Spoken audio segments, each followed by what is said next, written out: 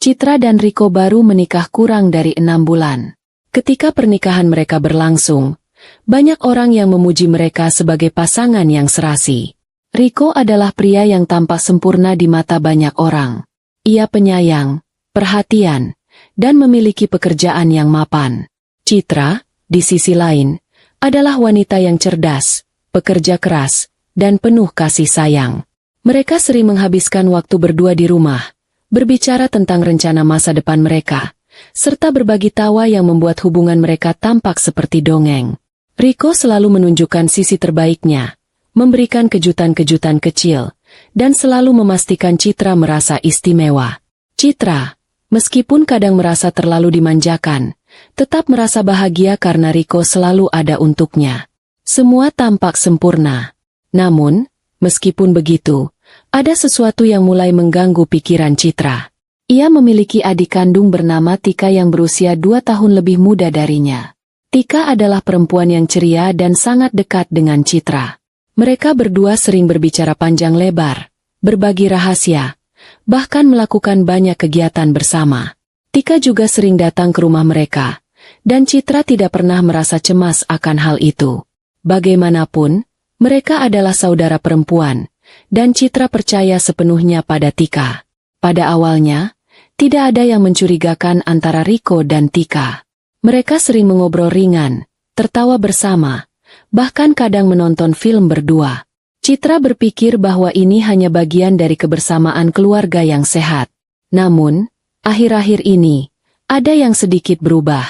Tika mulai datang lebih sering dari biasanya, dan lebih lama di rumah mereka.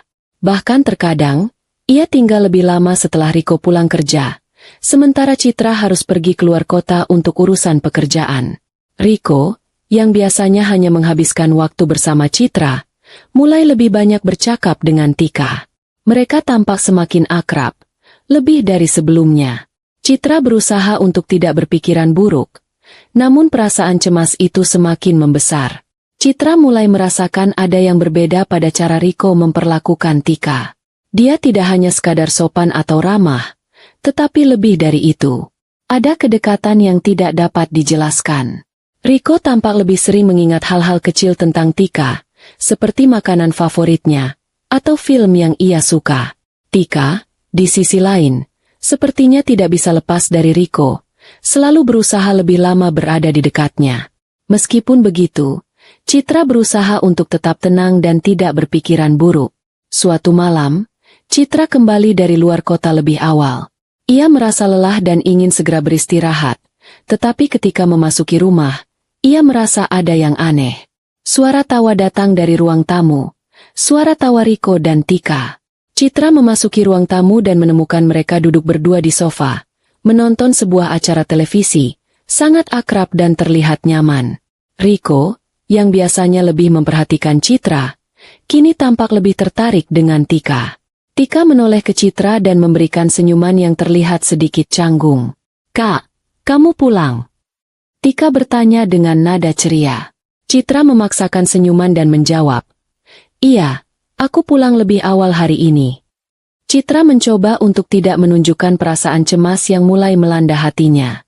Setelah beberapa saat, Citra memilih untuk masuk ke kamar tidur mereka. Ia merasa tidak nyaman dengan suasana di ruang tamu, dan hatinya terasa cemas. Namun, rasa penasaran itu mendorongnya untuk tetap duduk sebentar dan merenung. Apakah aku hanya overthinking? Mungkin mereka hanya teman dekat, pikir Citra. Namun, perasaan aneh itu terus mengganggunya.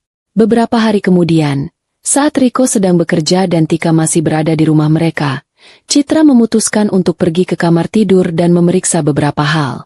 Tika tidak tahu apa yang Citra lakukan, dan mungkin Citra sendiri tidak tahu apa yang ia harapkan. Namun, ada perasaan kuat bahwa ada sesuatu yang harus diperiksa. Ia membuka lemari pakaian mereka dan melihat tumpukan pakaian yang berantakan. Di antara tumpukan pakaian, Citra menemukan sesuatu yang mengejutkan, sebuah celana dalam wanita yang jelas-jelas bukan miliknya. Citra merasa bingung dan tercengang. Ia mengenali celana dalam itu. Itu bukan miliknya, dan ia yakin itu bukan milik Tika. Celana dalam itu terlihat lebih glamor, dengan rendah-rendah halus dan desain yang lebih berani. Citra merasa hatinya berpacu lebih cepat. Apa ini? Bagaimana bisa ada celana dalam seperti ini di sini? Citra bertanya pada dirinya sendiri, merasa cemas dan marah sekaligus. Citra mencoba untuk tetap tenang dan tidak langsung membuat kesimpulan. Mungkin ini hanya kecelakaan, atau mungkin ia salah paham. Tetapi, perasaan curiga semakin membesar. Ia memutuskan untuk mencari lebih banyak bukti sebelum membuat tuduhan yang bisa merusak semuanya. Saat itu, Citra memutuskan untuk memeriksa ponsel Riko. Ia tahu ini adalah langkah yang berisiko. Namun perasaan tidak tenang membuatnya melakukan hal yang biasanya tidak akan ia lakukan. Ia mengambil ponsel Riko yang tergeletak di meja makan, dengan jantung yang berdegup kencang. Ia merasa sedikit bersalah, tetapi rasa penasaran itu menguasainya. Citra membuka ponsel Riko tanpa kunci dan mulai memeriksa pesan-pesan yang ada di dalamnya. Di sana, ia menemukan banyak pesan-pesan yang mencurigakan antara Riko dan Tika. Pesan-pesan yang tidak bisa dianggap biasa. Aku merindukanmu, tulis Tika pada pesan pertama. Riko membalas dengan kata-kata yang lebih mesra. Aku juga, kita harus lebih berhati-hati agar Citra tidak curiga. Citra merasa perutnya terbalik. Semua yang ia lihat seperti sebuah pukulan telak yang menghancurkan dunia yang ia kenal. Tidak hanya itu, Citra juga menemukan bukti transfer uang yang masuk rekening Tika dari rekening Riko. Ada beberapa transaksi yang dilakukan dalam jumlah besar, dan semuanya terjadi dalam beberapa minggu terakhir. Riko, yang biasanya sangat hati-hati dengan keuangannya, tidak pernah menunjukkan perilaku seperti ini sebelumnya. Namun, bukti yang paling mengguncangkan datang setelah Citra memeriksa aplikasi pemesanan hotel Riko. Di sana, ia menemukan pemesanan hotel untuk 2 orang, yang ternyata tercatat atas nama Riko dan Tika. Citra merasa hancur. Ini bukan hanya masalah celana dalam atau pesan mesra. Ini adalah bukti pengkhianatan yang nyata. Citra merasa dunia seakan runtuh di hadapannya. Semua yang ia percayai selama ini ternyata hanyalah kebohongan. Riko, suaminya yang ia cintai, dan Tika, adik kandungnya yang selama ini ia percayai, telah mengkhianatinya. Citra merasa hatinya terluka begitu dalam. Tetapi ia tahu bahwa ia tidak bisa lagi diam dan membiarkan pengkhianatan ini terus berlangsung. Citra duduk terdiam di sofa, memegang ponsel Riko yang kini terasa sangat berat. Rasanya seperti dunia sekitarnya runtuh begitu cepat. Setiap pesan yang ia baca, setiap bukti yang ia temukan, semakin mengukuhkan pengkhianatan yang telah terjadi di balik punggungnya. Citra merasa terjebak antara marah dan hancur. Tetapi yang paling ia rasakan adalah kebingungan yang mendalam. Mengapa Riko, suaminya yang seharusnya menjadi pendamping hidupnya, bisa melakukan hal seperti ini? Dan lebih parah lagi, mengapa Tika, adik kandungnya yang selama ini ia percayai, ikut terlibat? Ia menggigit bibirnya, mencoba menahan tangis yang semakin tak bisa dibendung. Tangan Citra gemetar saat ia menutup ponsel itu dan meletakkannya kembali ke meja. Setiap inci tubuhnya terasa lelah, dan hatinya begitu penuh dengan perasaan sakit yang tak terkatakan. Citra merasa tidak tahu lagi harus bagaimana. Ia mencoba berpikir rasional, tetapi hatinya terus dibebani oleh rasa sakit yang tak bisa ia sembunyikan. Beberapa jam kemudian, Riko pulang dari kantornya. Seperti biasa, ia membuka pintu rumah dengan senyum yang ia anggap bisa menghapus semua masalah. Namun, ketika ia melihat Citra duduk dengan wajah pucat, Riko merasa ada yang tidak beres. Ia mendekat, mencoba merangkul Citra, tetapi Citra langsung menarik diri, berdiri dengan langkah tegas dan menggenggam erat tangannya. Ada apa, Citra? Kenapa kamu terlihat seperti ini? Tanya Riko dengan cemas, mencoba mencari tahu apa yang terjadi. Jangan coba menipu aku lagi, Riko, kata Citra. Suaranya begitu tenang. Namun ada kekuatan yang jelas terasa. Aku sudah tahu semuanya. Tentang kamu dan Tika. Riko terdiam. Senyumnya menghilang begitu saja, digantikan dengan ekspresi bingung dan terkejut. Apa maksudmu? Kamu tahu apa? Tanyanya, mulai merasa panik. Citra menatap Riko dengan mata penuh kebencian. Kamu pikir aku bodoh, ya? Aku sudah melihat semuanya. Riko, pesan-pesan kalian, pemesanan hotel, uang yang kamu transfer ke rekening Tika. Semuanya jelas. Aku tahu kamu dan Tika kalian berdua sudah merusak hidupku, ujar Citra dengan ketegasan yang mengejutkan Riko. Riko terdiam, tidak tahu harus berkata apa. Semua bukti yang Citra temukan kini terungkap di hadapannya. Ia merasa cemas, bahkan sedikit panik, tetapi pada saat yang sama, ia tahu tidak ada lagi yang bisa disembunyikan. Citra, aku bisa jelaskan semuanya, kata Riko, berusaha mencari pembenaran. Tidak ada yang perlu dijelaskan lagi, kata Citra, matanya berkilat dengan air mata yang tertahan. Semua sudah jelas. Kamu dan Tika kalian sudah mengkhianatiku. Riko, aku tidak tahu harus bagaimana lagi. Aku merasa dipermainkan. Citra berbalik dan melangkah menuju kamar tidur mereka. Riko mengikutinya, memegang bahunya dengan lembut, mencoba membujuknya. Citra, tolong, dengarkan aku. Aku minta maaf. Ini bukan yang seharusnya terjadi. Aku salah. Aku benar-benar salah. Tapi aku mohon beri aku kesempatan untuk memperbaikinya, kata Riko dengan suara penuh penyesalan. Tetapi Citra, meskipun merasa hatinya remuk, tidak bisa lagi menahan amarah dan rasa sakit yang semakin membengkak. Kamu sudah memilih jalanmu, Riko, dan aku sudah memutuskan. Aku tidak bisa hidup dengan orang yang mengkhianatiku seperti ini, jawab Citra, dengan air mata yang kini jatuh bebas. Aku akan pergi. Riko tampak sangat terkejut, tidak percaya bahwa Citra akan meninggalkannya begitu saja. Citra, jangan pergi. Aku akan berubah. Tolong beri aku kesempatan. Namun, Citra sudah tidak bisa mendengar lagi. Kata-kata Riko yang dulu begitu menenangkan kini terdengar kosong. Citra tahu bahwa jika ia terus berada di rumah itu, ia tidak akan pernah bisa melupakan pengkhianatan yang telah terjadi.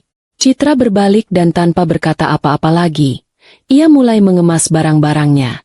Hatinya terasa teriris-iris, tetapi ia tahu bahwa ini adalah satu-satunya jalan untuk menyelamatkan dirinya. Riko tidak bisa berbuat apa-apa selain berdiri di sana, tercengang dan menatap Citra yang pergi meninggalkannya. Ia merasa seperti kehilangan segalanya dalam sekejap. Ketika Citra meninggalkan rumah itu, Riko tahu bahwa hidupnya tidak akan pernah sama lagi. Setelah beberapa jam, Citra memutuskan untuk pergi menginap di sebuah hotel terdekat, jauh dari kenyataan yang begitu pahit ini. Citra merasa kosong, tetapi di sisi lain, ia merasa sedikit lega karena akhirnya bisa mengambil keputusan untuk melepaskan hubungan yang penuh dengan kebohongan ini. Di hotel, ia menghabiskan malam yang panjang, merenung dan meresapi semua perasaan yang ada. Perasaan marah, kecewa, dan tentu saja, perasaan terluka yang mendalam.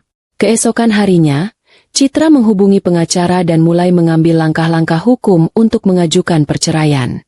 Ia tidak ingin lagi terjebak dalam hubungan yang penuh kebohongan dan pengkhianatan. Meskipun ia mencintai Riko, ia tahu bahwa cinta tidak cukup untuk mengatasi pengkhianatan yang telah terjadi. Sementara itu, Riko, yang masih merasa terkejut dan bingung, mencoba menghubungi Tika. Tika, kamu harus membantu aku. Citra sudah tahu semuanya. Aku tidak bisa kehilangan dia, kata Riko, dengan suara yang penuh dengan kecemasan. Namun, Tika yang merasa bersalah dan terjebak, mulai merasakan dampak dari perbuatannya.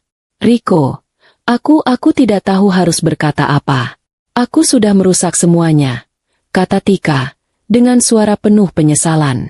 Mereka berdua akhirnya menyadari bahwa segala sesuatu yang mereka lakukan untuk memenuhi nafsu mereka sendiri kini membawa mereka pada kehancuran.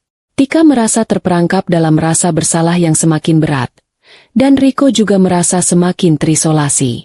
Keesokan harinya, setelah keputusan Citra untuk pergi dan menginap di hotel, ia mulai menyusun rencana untuk masa depannya. Perasaan marah dan kecewa yang menghancurkan hatinya perlahan mulai bergeser menjadi kekuatan untuk melangkah maju. Ia tahu bahwa, meskipun sangat sulit, perceraian adalah satu-satunya jalan untuk menyelamatkan dirinya. Citra juga tahu bahwa ia harus memutuskan hubungan dengan adiknya, Tika, yang telah mengkhianatinya dengan cara yang sangat dalam. Namun, Citra belum benar-benar siap untuk bertemu dengan Tika atau Riko secara langsung. Ia memilih untuk melanjutkan hidupnya dengan lebih tenang, memberi waktu untuk berpikir tentang langkah selanjutnya. Meskipun ada rasa sakit yang mendalam, ia merasa lebih kuat setiap harinya. Keputusan yang diambilnya itu merupakan langkah pertama untuk mengembalikan kendali atas hidupnya. Rico, di sisi lain, terhimpit oleh perasaan cemas dan penyesalan yang semakin dalam. Setiap kali ia berpikir tentang Citra yang meninggalkannya, rasa takut dan ketakutan akan kehilangan keluarganya menyelimuti dirinya. Ia berusaha untuk menghubungi Citra, tetapi setiap kali ia mencoba menelepon atau mengirim pesan, Citra tidak pernah merespons. Rico merasa semakin tertekan, dan rasa bersalah itu terus menghantuinya. Namun, tidak hanya Rico yang merasa tertekan. Tika, yang juga mulai merasa bersalah, merasa terjebak dalam keadaan yang tak bisa ia keluar dari. Saat pertama kali ia mengetahui bahwa Citra tahu semuanya, Tika merasa kebingungan dan takut. Ia tahu bahwa apa yang telah ia lakukan sangat salah, tetapi pada saat yang sama, ia merasa ada ikatan yang lebih dalam dengan Rico yang tidak bisa ia jelaskan. Perasaan itu bukan hanya tentang seks atau kebersamaan fisik, tetapi juga tentang ketergantungan emosional yang mulai berkembang antara mereka berdua.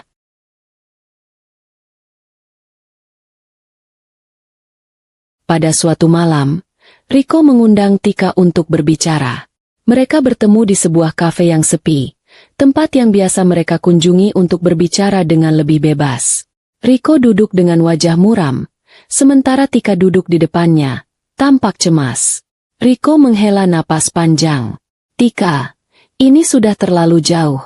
Aku tidak tahu harus bagaimana lagi, ujar Rico, suaranya penuh penyesalan. Aku sudah merusak semuanya. Aku sudah kehilangan Citra, dan aku merasa begitu bodoh. Tika menundukkan kepala, merasa tak sanggup melihat Rico yang begitu terpuruk. Aku tahu, Rico. Aku tahu semuanya salah. Aku juga merasa sangat bersalah. Aku tidak pernah berniat menghancurkan semuanya seperti ini.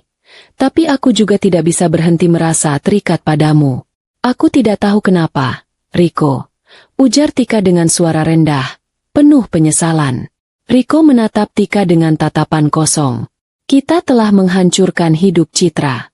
Kita telah mengkhianatinya dengan cara yang sangat kejam. Aku tidak tahu bagaimana bisa meminta maaf padanya, jawab Rico. Rasa bersalahnya semakin mendalam.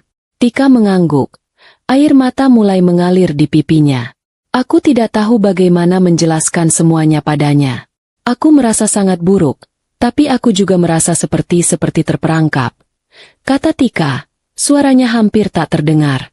Setelah beberapa saat, keduanya terdiam, saling memikirkan situasi yang mereka hadapi.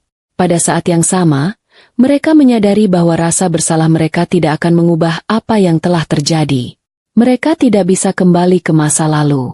Mereka tidak bisa memperbaiki pengkhianatan yang telah mereka lakukan. Citra, yang setelah beberapa hari merenung dan memutuskan untuk melangkah maju, akhirnya menyelesaikan urusan perceraian dengan pengacaranya. Proses perceraian itu berjalan lebih cepat daripada yang ia bayangkan. Ketika ia menerima salinan dokumen perceraian, perasaan lega mulai menyelimuti dirinya. Citra tahu bahwa ini adalah awal dari sebuah kehidupan baru. Namun, meskipun ia merasa lebih bebas, perasaan sakit yang ia rasakan tidak bisa begitu saja hilang. Citra merasa dunia yang dulu ia kenal telah hancur.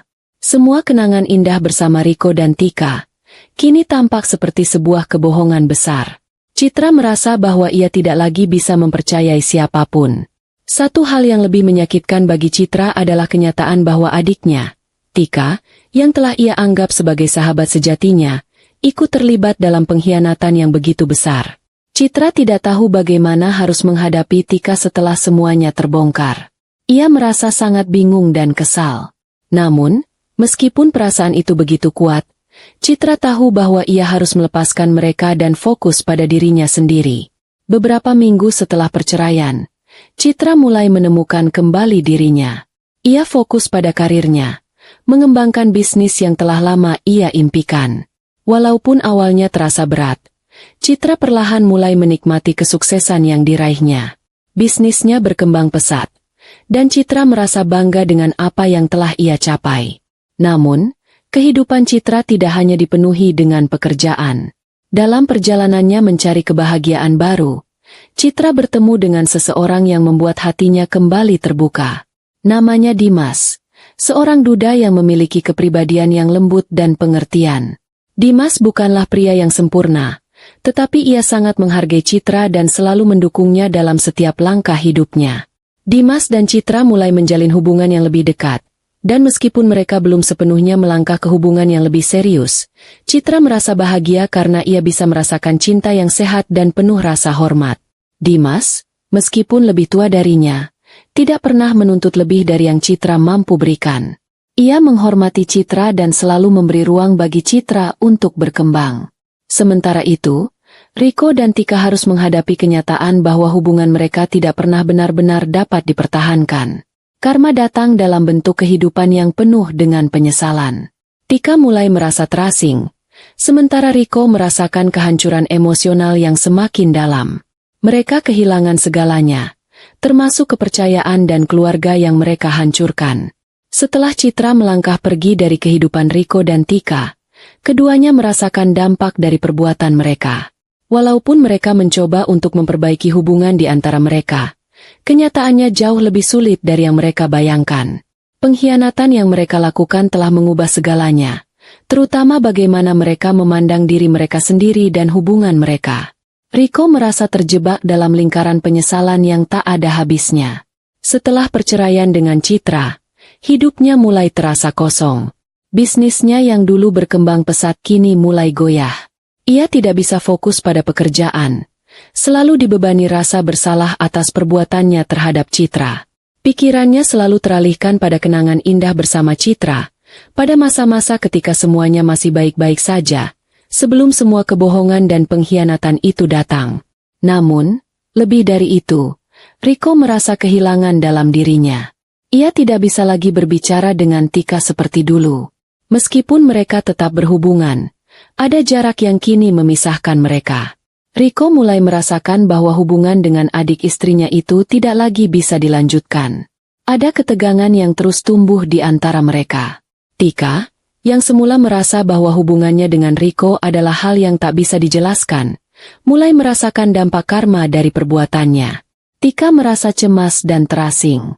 Awalnya, ia merasa ada ikatan yang kuat antara dirinya dan Riko, tetapi kini ia hanya merasa bingung dan penuh rasa bersalah. Tidak hanya terhadap Citra, tetapi juga terhadap dirinya sendiri. Ia menyadari betapa buruknya tindakannya, dan perasaan bersalah itu terus menggerogoti dirinya. Semua yang ia lakukan terhadap saudaranya, Citra, membuatnya merasa seperti kehilangan diri. Tika tidak bisa lagi melihat dirinya dengan cara yang sama. Ia merasa terasing dari keluarga, dari orang-orang yang seharusnya ia cintai dan hormati. Setiap kali ia memikirkan Riko, ia merasa bersalah. Setiap kali ia mencoba berbicara dengan Riko, ia merasa canggung dan semakin jauh dari kenyataan. Tika merasa ia harus menanggung akibat dari perbuatannya, dan meskipun ia ingin berubah, ia merasa sudah terlambat. Suatu hari, ketika Riko mencoba untuk berbicara dengan Tika, hubungan mereka menjadi semakin buruk. Riko merasa tidak tahu harus berkata apa lagi, dan Tika hanya diam. Mereka berdua berada di ruang tamu rumah Riko, duduk berseberangan dengan wajah penuh kebingungan dan ketegangan. "Apa yang harus kita lakukan, Tika?" tanya Riko dengan suara lemah. "Aku merasa seperti hidupku sudah hancur. Aku kehilangan Citra, dan aku hampir kehilangan diriku sendiri. Aku tidak tahu apa yang harus dilakukan." Tika menghela napas panjang. "Aku juga merasa sama, Riko. Aku tidak tahu bagaimana kita bisa kembali ke awal, bagaimana kita bisa memperbaiki apa yang telah kita rusak," jawabnya pelan, dengan suara yang penuh penyesalan. "Kita sudah merusak semuanya, dan aku tidak tahu bagaimana cara memperbaikinya." Beberapa hari setelah percakapan itu, Riko mendapatkan kabar buruk dari perusahaan tempatnya bekerja. Bisnis yang selama ini ia jalankan mulai mengalami kerugian besar. Riko yang dulu dikenal sebagai pengusaha sukses, kini berada di ambang kebangkrutan. Semua keputusan buruk yang ia buat, termasuk perselingkuhannya dengan Tika, berdampak langsung pada hidupnya. Ia tidak bisa fokus bekerja, dan ketegangan di rumah semakin menambah beban mental yang ia rasakan. Di sisi lain, Tika juga merasakan karma yang datang akibat perbuatannya. Ia kehilangan hubungan baik dengan orang-orang yang dulunya dekat dengannya. Teman-teman dan keluarganya mulai menjauh. Mereka tidak bisa lagi memaafkan apa yang telah ia lakukan pada Citra. Tika merasa sangat terasing, terperangkap dalam rasa bersalah yang terus menghantuinya. Ia merasa dunia ini mulai menekan dirinya, dan tidak ada tempat yang aman lagi. Di tengah semua masalah itu, Citra, yang kini jauh lebih kuat dan lebih mandiri, tidak lagi merasa terlalu terbebani oleh perbuatan Riko dan Tika. Ia telah memulai kehidupan baru dan merasa bangga dengan pencapaiannya. Meskipun hatinya masih terluka, ia mulai merasa bahwa masa depannya masih penuh dengan peluang. Bisnisnya semakin berkembang, dan ia mendapat lebih banyak penghargaan atas kerja kerasnya. Hubungan dengan Dimas, pria duda yang ia temui beberapa bulan setelah perceraian, juga semakin baik. Dimas adalah pria yang penuh perhatian, sabar, dan selalu mendukung Citra dalam segala hal. Meskipun hubungan mereka belum terlalu lama, Citra merasakan adanya kedekatan yang nyata. Ia tidak terburu-buru dalam menjalani hubungan ini, tetapi ia merasa bahwa Dimas adalah orang yang tepat untuk membantunya mengembalikan kepercayaan pada cinta.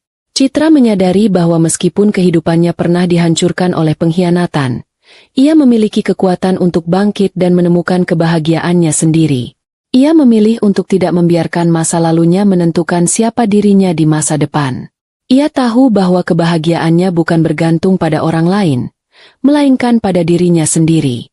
Riko dan Tika, di sisi lain, merasa semakin terjebak dalam karma dari tindakan mereka. Meskipun mereka mencoba untuk memperbaiki hubungan mereka, semuanya tampaknya sia-sia. Riko merasa dirinya terperangkap dalam kebohongan, dan Tika merasa dirinya semakin terasing dari semua orang. Kehidupan mereka yang dulu penuh dengan harapan dan ambisi kini terasa hampa. Karma datang dengan cara yang keras, dan meskipun mereka masih berusaha untuk memperbaiki keadaan, Riko dan Tika tahu bahwa mereka tidak bisa mengubah apa yang telah mereka lakukan. Semua keputusan buruk yang mereka buat akan terus menghantui mereka. Setelah melalui beberapa bulan penuh dengan perasaan sakit dan kehancuran, Citra merasa dirinya mulai menemukan kembali keseimbangan. Hari-harinya semakin dipenuhi dengan pekerjaan dan kegiatan yang membangun, bukan hanya secara finansial, tetapi juga emosional. Keputusannya untuk melepaskan masa lalu dan fokus pada masa depan membuat hidupnya lebih damai. Ia merasa lega, meskipun tak bisa sepenuhnya menghapus luka di hatinya. Dimas, yang mulai lebih banyak menghabiskan waktu dengan Citra, perlahan memberikan ruang bagi Citra untuk merasakan kembali kebahagiaan yang selama ini hilang. Dimas bukan hanya menjadi pasangan yang penyayang, tetapi juga teman yang memahami dan mendukung Citra. Mereka menikmati waktu bersama, dan meskipun mereka belum terburu-buru untuk mengambil langkah besar dalam hubungan mereka, Citra merasa nyaman dan aman bersamanya. Suatu malam, ketika mereka sedang makan malam di restoran favorit Citra, Dimas menyentuh tangan Citra dengan lembut. "Aku tahu ini mungkin terdengar cepat, tapi aku ingin kamu tahu bahwa aku ada untukmu, Citra. Aku tahu masa lalumu tidak mudah, tapi aku ingin membantu kamu melalui perjalanan ini. Aku ingin kamu tahu bahwa kamu tidak sendirian," ujar Dimas dengan mata penuh kasih sayang. Citra menatap Dimas dengan haru. Ia merasa bahagia bisa memiliki seseorang yang benar-benar peduli padanya, tanpa ada agenda tersembunyi. "Terima kasih, Dimas. Aku tidak tahu apakah aku siap untuk hubungan serius lagi, tapi aku senang ada kamu di sini. Kamu membuatku merasa lebih kuat," jawab Citra dengan penuh rasa syukur. Namun, meskipun ia telah menemukan ketenangan dalam hidupnya bersama Dimas, ada satu bagian dari dirinya yang masih belum bisa ia lupakan. Kehilangan yang ia rasakan terhadap adiknya, Tika. Walaupun Citra memutuskan untuk melepaskan Tika dan Riko dari hidupnya, hatinya masih terganggu oleh kenyataan bahwa keluarga yang ia cintai begitu mudah mengkhianatinya. Beberapa bulan setelah perceraian, Citra memutuskan untuk mengunjungi rumah orang tuanya. Ia ingin bertemu dengan ibunya, yang selama ini selalu menjadi pendukung dan tempatnya mencari kenyamanan. Ketika ia tiba di rumah, ibunya menyambutnya dengan pelukan hangat. "Anakku, kamu terlihat lebih baik sekarang," kata ibunya, sambil memegang bahu Citra. Aku tahu betapa beratnya semua ini untukmu, tapi kamu sudah melalui semuanya dengan sangat kuat. Citra tersenyum tipis, tetapi ada kesedihan yang masih jelas terlihat di matanya. Aku merasa lebih baik, Bu, tapi ada bagian dari diriku yang masih terluka. Aku tak tahu apakah aku bisa sepenuhnya memaafkan Tika dan Riko. Mereka telah merusak banyak hal dalam hidupku. Ibu Citra menatapnya dengan lembut. Kadang, kita harus belajar untuk melepaskan orang-orang yang telah menyakiti kita. Itu tidak mudah, tetapi kamu harus ingat bahwa hidupmu berharga, dan kamu berhak mendapatkan kebahagiaan yang sejati. Mereka mungkin saudaramu, tetapi pengkhianatan itu bukan sesuatu yang bisa dimaafkan dengan mudah. Citra mengangguk pelan, mencoba mencerna kata-kata ibunya.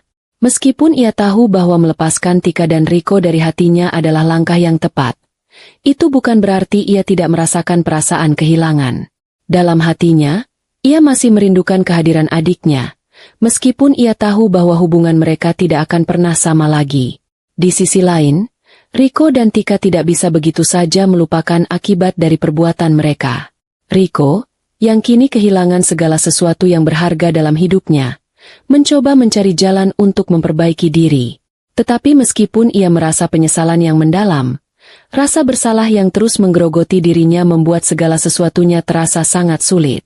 Ia tidak bisa lagi berhubungan dengan Citra dan Tika, yang dulu adalah seseorang yang ia percayai, kini menjadi beban berat dalam hidupnya. Riko merasa hidupnya hancur setelah perceraian, tetapi yang lebih menyakitkan adalah kenyataan bahwa hubungan dengan Tika juga mulai renggang. Meskipun mereka berusaha untuk terus bersama, cinta yang dulu ada di antara mereka kini terasa kosong. Tika, yang merasa bersalah dan terisolasi, tidak tahu bagaimana melanjutkan hidupnya. Mereka tidak lagi berbicara seperti dulu, dan komunikasi antara mereka semakin renggang. Tika merasa seperti telah kehilangan semuanya, saudarinya, Citra, dan sekarang, bahkan Riko.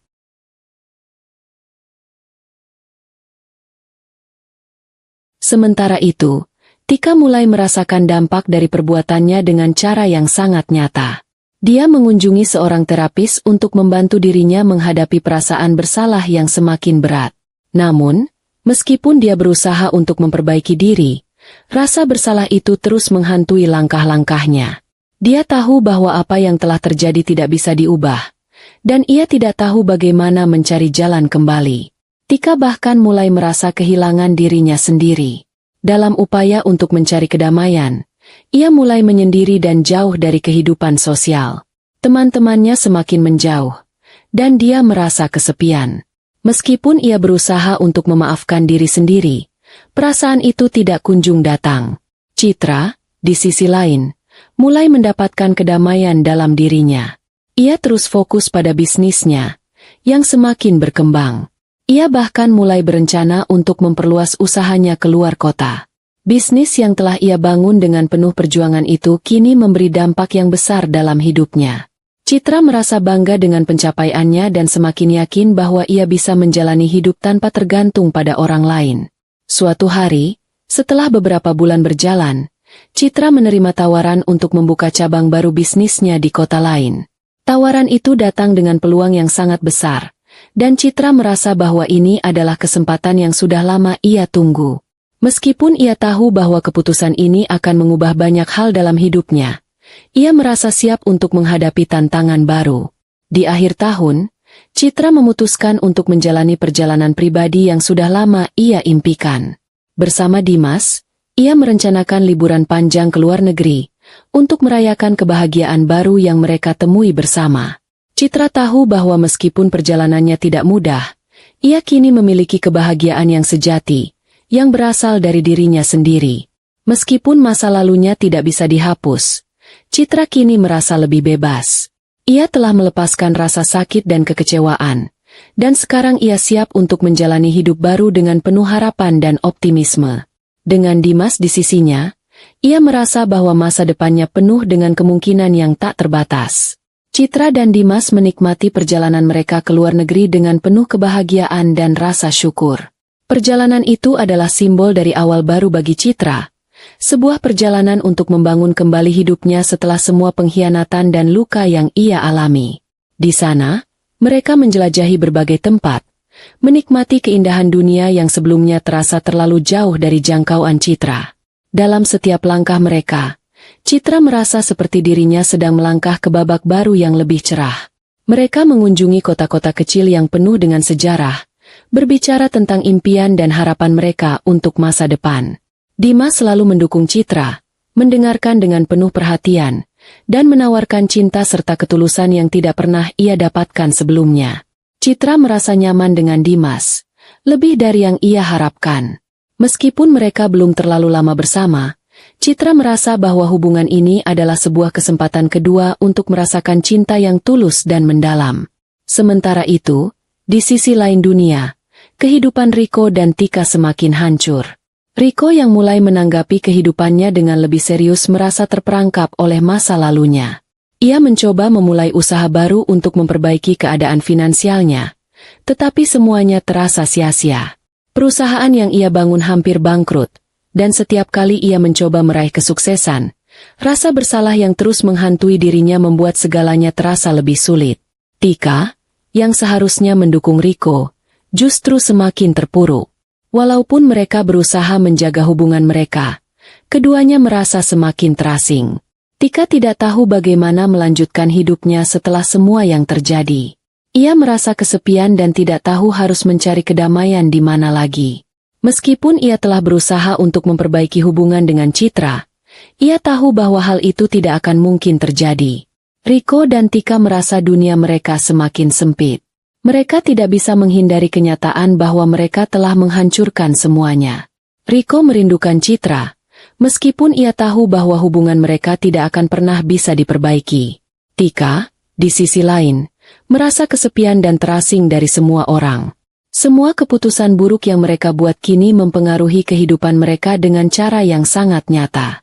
Sementara itu, Citra yang telah memilih jalan untuk berdamai dengan dirinya sendiri merasa hidupnya mulai kembali utuh. Keputusan untuk meninggalkan masa lalu dan memaafkan dirinya sendiri adalah langkah penting dalam proses penyembuhannya. Ia tahu bahwa kebahagiaan tidak datang dengan mudah, tetapi sekarang ia merasa siap untuk meraihnya. Bisnisnya semakin berkembang, dan Citra mendapatkan banyak pengakuan dari rekan-rekan bisnis dan koleganya. Ia mulai memperluas usaha ke berbagai kota, dan semakin banyak orang yang tertarik bekerja sama dengannya. Setiap pencapaian yang ia raih membuat Citra semakin yakin bahwa ia bisa membangun kehidupan yang lebih baik, jauh dari segala pengkhianatan yang pernah menghancurkan dirinya. Dimas, yang selalu mendukung Citra, mengajaknya untuk mempertimbangkan kehidupan yang lebih serius. Setelah beberapa bulan berkenalan, Dimas mengungkapkan perasaannya dengan tulus. Citra, aku tahu kita baru bersama beberapa waktu, tapi aku merasa kita punya banyak hal yang bisa kita bangun bersama. Aku ingin melanjutkan perjalanan ini denganmu, menjadi bagian dari hidupmu, kata Dimas suatu malam, ketika mereka sedang duduk di balkon hotel mereka di luar negeri, menikmati pemandangan malam yang indah. Citra tersenyum, perasaan hangat dan cinta mengalir dalam dirinya. Dimas, aku juga merasakan hal yang sama. Aku tidak pernah merasa secocok ini dengan seseorang. Kamu membuatku merasa dihargai dan aku tahu kamu adalah orang yang tepat untuk berjalan bersama dalam hidup ini. Jawab Citra, matanya berbinar penuh harapan. Mereka berdua menikmati malam itu dengan penuh kebahagiaan.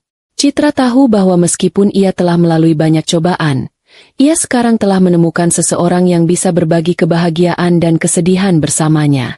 Hubungan mereka, yang terbangun di atas dasar saling pengertian dan cinta, adalah sesuatu yang Citra hargai lebih dari apapun. Sementara itu, kehidupan Riko dan Tika semakin menjauh dari harapan mereka untuk memperbaiki keadaan.